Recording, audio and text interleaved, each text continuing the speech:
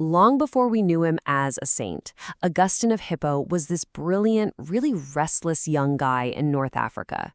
And his personal quest to figure out God, truth, and evil, well, it was so powerful, it ended up shaping the very foundations of Western thought for more than 1,000 years. So how did one man's personal crisis literally change the world? Let's dive in. This quote right here, from his masterpiece, The Confessions, it is the key to his whole struggle. See, as a young man, Augustine got completely hooked on philosophy. He said it set him aflame with a love for wisdom. But even the most brilliant philosophical ideas felt empty. They were missing a name he'd known his whole life, Christ. So you've got this war going on inside him. His head and his heart are in a total battle. How do you reconcile philosophy with faith? All right, so let's just quickly place him in history. He was born in 354 AD in North Africa. His journey takes him from being a student to his baptism in Milan in 387, and then eventually he becomes the incredibly influential bishop of Hippo. He led the church there right up until his death in 430.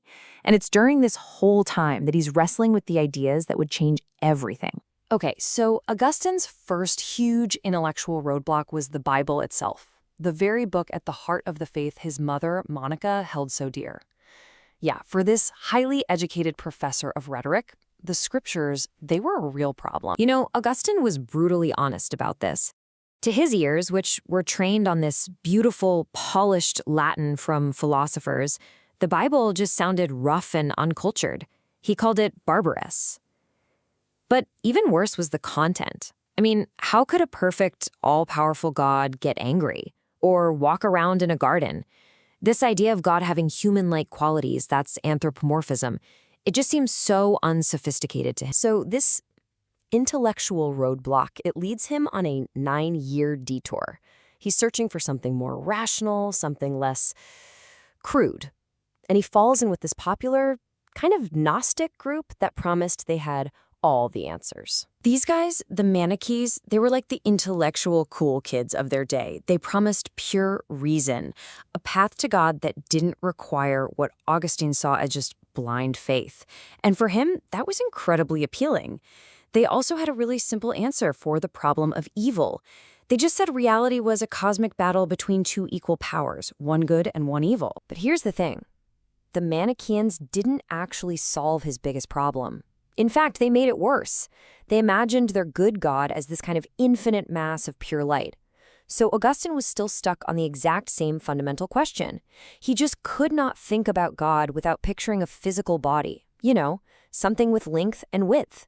And for him, that just couldn't possibly be the ultimate truth. The massive turning point comes when he moves to Milan. It's there, through the Bishop Ambrose and some others, that he gets his hands on a set of philosophical texts that just completely shatter his old way of thinking. They give him the intellectual tools he'd been desperately searching for. He starts reading what he calls the books of the Platonists, which were probably works by the philosopher Plotinus. And for the very first time, he's given a really solid philosophical argument for an unseen, non-physical spiritual reality, an entire world of pure truth that exists beyond what our senses can perceive. This was the key that unlocked everything for him. This is the huge mental shift he goes through. His old way of thinking, his carnal view, imagined God as a physical thing, right? Like a giant ocean, where any single drop of water is obviously smaller than the whole ocean. But Neoplatonism gave him a totally new spiritual view. God is a spirit. He has no parts. He's not spread out over space. He is entirely present, everywhere, all at the same time. And this is his revolutionary new idea, summed up perfectly in his own words. God is ubique totus, everywhere whole. He had finally solved the problem of a bodily God. God wasn't a thing. God was a spirit, an incorporeal reality. So now, with this new spiritual understanding of God as this perfectly good, immaterial being, Augustine could finally take on that second, huge problem that had bothered him for years. The very problem that made the Manichees seem so attractive in the first place. Right. The classic question. If God is all good and all-powerful, where in the world does evil come from? The Manichees said evil was its own separate thing, its own independent force. But Augustine, now armed with his new philosophy, he had a much deeper answer. This leads to what we now call his famous free will defense. Okay, here's how it works. Step 1. God gives us free will, and that freedom is a great good. Why? Well, step 2. Without freedom, you can't have real virtue or real happiness. You just be a robot. Step 3. He then defines sin not as a thing, but as an act. It's our will voluntarily choosing to turn away from the highest, unchanging good, God, and toward lesser, changeable things. And the result? Evil isn't something God made. It's the absence of good that comes from our own free choices. So these two huge breakthroughs, a non-bodily God and the free will defense, they didn't just solve Augustine's personal problems. They created an entirely new intellectual framework for Christianity that would hold up for centuries to come. He was finally able to go back to the Bible, but with totally new eyes. He learned from Bishop Ambrose that the letter kills, but the spirit gives life. He moved away from a crude, literal reading to a much more sophisticated, figurative one. He started seeing Scripture not as some flat, boring text, but as a book filled with symbols pointing to much deeper spiritual truths. And he even created a whole system for it.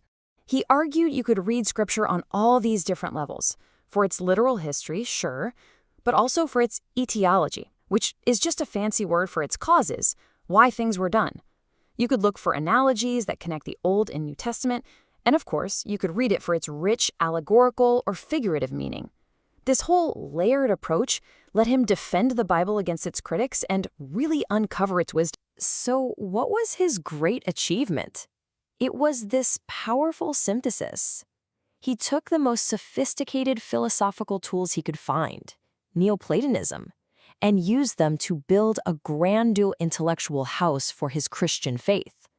The result was this amazing system of thought that was both philosophically rock solid and spiritually profound. And the impact, I mean, it was just monumental. For over 1,000 years, from the fall of Rome all the way to the time of Thomas Aquinas, if you were going to think about God or the soul or sin or grace in the Western world, you were basically thinking with Augustine. He set the terms of the conversation. In the end, his entire life was this passionate search for truth, because he believed that was the only place you could find real, lasting happiness. This beautiful definition, gaudium de veritate, joy in the truth, it just perfectly captures the fire that drove his incredible journey. And that leaves us with a final thought to chew on. His ideas about the inner self, about free will, about an unseen, spiritual reality, they have so deeply soaked into our culture that we don't even notice them anymore. It really makes you wonder, how much of the way we see the world today is still somehow being viewed through a lens that Augustine created almost 1,600 years ago?